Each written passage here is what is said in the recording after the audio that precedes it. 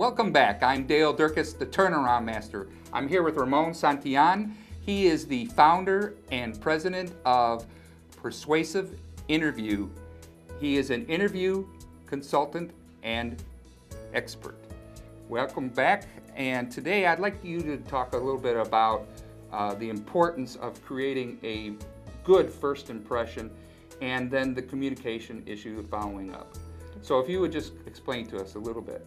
I think when you first meet a client or an employer, you have to make a good impression. Obviously, that sounds pretty standard, obvious.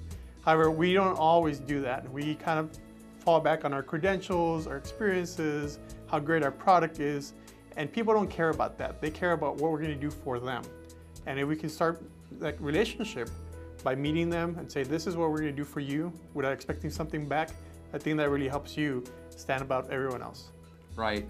It's very important. The relationship is what it's all about these days. People that really are successful, the number one issue they focus on is the relationship. That's right.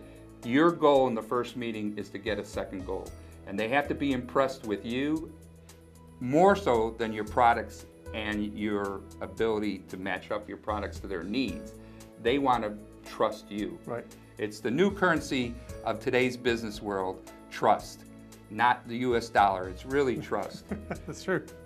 And you were saying about that first impression. So the first impression is very important. Again, like Dale mentioned, our first meeting, our first impression is going to lead to that first meeting, and then the second, the third, and hopefully to the sale. At least prospect, and then obviously some money. That's where we're headed to, successful business. Right. What are we going to do with that first impression? We're going to obviously stand out from everyone else.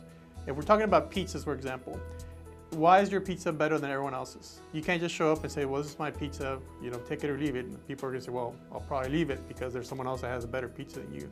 What are we going to do? We're going to meet them and say, what do you want from a pizza, for example? Say, well, I would like my pizza to smell like this. I want my pizza to be this size. I want my pizza to be made like this.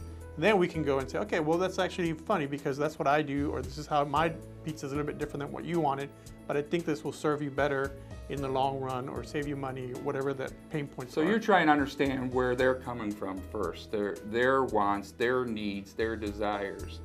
And again, that's more important than trying to just sell them something up front. That's right. Even yourself. You let the conversation and the questions set you up to be somebody they want to hear more from. And like anything else, for example, when you're looking for a job, a lot of people don't see it this way. We hope and pray that we get that job. I don't have that approach with my students. I say, no, when you leave this interview, they're going to hope and pray that you pick their job. You're interviewing them as much as they're interviewing you. Do you want them as a client? Yes or no? Maybe you do want the money, but maybe that client's not right for you. Same thing with you. Maybe your product is not right for that client. Again, with the job interview, do you want to work for them? You want a job, yes, but do you want to work for them? Right. Do they want you to work for them? And we need to figure out, this is a transaction. No matter how we slice it or dice it, we are dealing with them. What do they need? It reminds me of a project I had one time where it was off to a rough start. And one of the issues the client told us he wanted us to evaluate whether he should stick with his current accounting system or switch to QuickBooks, which is an up and coming, very popular software for accounting. The end result from the first few days was he should stick with his own because of the particular needs of construction and his investment that he have to make to switch over to the other one. So we went from being shaky to any continuance, but the directness and the honesty and matching up really what he wanted us to solve for him made him want to continue and explored other avenues that we wanted to address later on in the project.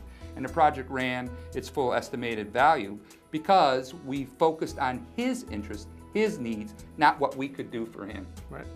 So that's a very good point. And how would you follow up with that? Well, I would follow up. A lot of the times, again, we're not sure what we can provide them. We think we can sell them something. That shouldn't be our approach. Right. We should see what can we help them with.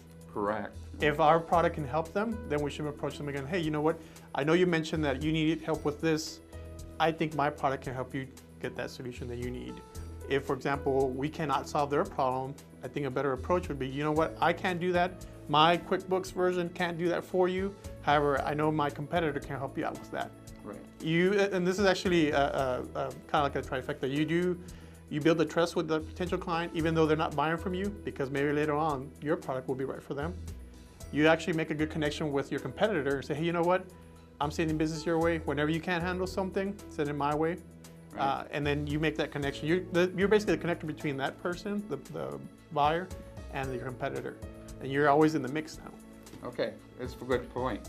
It's kind of, was that Christmas show, A Miracle on 34th Street, where Macy's started sending people to Gimbal? It was a great bonanza for them. Yeah. That's really true in business, and in fact, it's one of the top principles of a true quality program.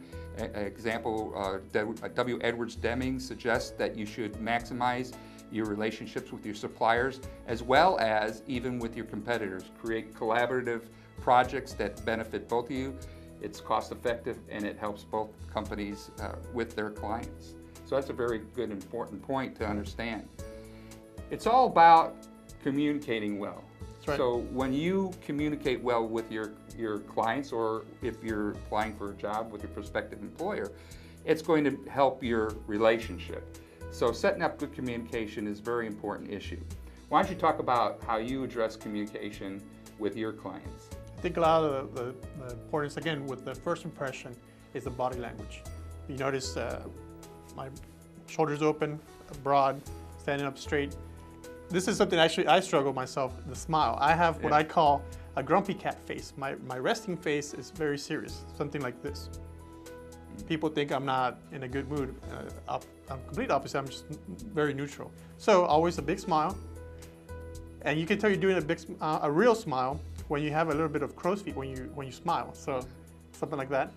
Obviously, open shoulders. Look at this, for example. The difference between this and this is only a couple of inches. Mm-hmm. However, it's a completely different person when you're talking, hi, I would like to tell you about my product. And someone like this, hi, I'd like to tell you about my product. There's a differences in the posture and the voice and obviously the confidence that we project. If we are confident in our own product, people will be confident in our product. If we can't project confidence in ourselves and our product, people aren't going to have confidence in our product. If you focus on how your body is presenting to the client, it makes them more comfortable. That's right. It's a subliminal message a lot of times that they're not aware of consciously, but they react to that regardless of their awareness of the issue. So if you can master your body language and put it to good work, then it's going to help you overall. That's right. So in the future, I'm going to have Ramon back because he's got a lot more to talk to us about, but we're going to continue to try to focus on the issues that are important to you. Just like we're advocating today, it's not about what we can provide you, it's about what you need, what's interesting to you, and what can you make use of that creates true value for yourself and your business. So until next time, we hope to see you back. Visit us again with the Turnaround Master. I forget if we set on time still, so I'm sorry about that. Okay. Okay. Until, well, I forgot. Well, I thank you for participation with us today, Ramon. We're going to have you back because I know you have a lot more that you can share with us that's going to be important to our viewers. But until then, we hope to see you back here again soon, Wednesday nights at 7 p.m. here on Optima Television. And we will continue to address the issues that are important to you. What do you want to know about? What is going to create real value to you? What information can you turn around into practical processes and procedures? So we hope to see you back here soon. Until then, have a great day. This is Dale Durkis with Ramon Santillan, wishing you well.